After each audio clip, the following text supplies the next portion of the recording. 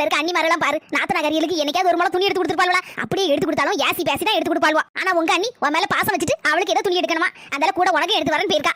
ஆமாமா, அது சரிதான். அண்ணி ரொம்ப என் மேல பாசம் வச்சிருக்காங்கம்மா. அதனாலதான் அவங்களுக்கு துணி எடுக்கும் போது விட எனக்கும் துணி எடுத்து வரேன் அப்படி சொல்லி சொல்லியிருக்காங்க.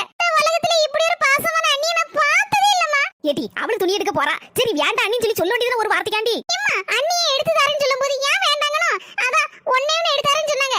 நான் அந்த என்ன தெரியுமா சொன்னேன், அண்ணி கூட ஒண்ணு எடுத்து தாங்க, போடுறதுக்கு அதிகமா Dress இல்ல அப்படி சொல்லி விட்டுருக்கேம்மா.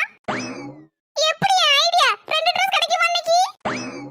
அண்ணி ஏன் இவ்வளவு லேட்? நாத்துக்குட்டி எனக்கு துணி எடுத்துறேன், உனக்கு துணி எடுக்கிறதுக்கு நீ போகும்போது என்ன சொல்லிவிட்ட? அண்ணி பாத்து பாத்து எடுத்து வாங்க அண்ணி எனக்கு அப்படி சொல்லிவிட்டேன். அதனாலதான் பார்த்து 15 கடை யார் இறங்கி பார்த்து உள்ளதுலே குறைஞ்ச துணி எதுன்னு பார்த்து எடுத்து வந்தேன். அதான் லேட் ஆயிட்டு.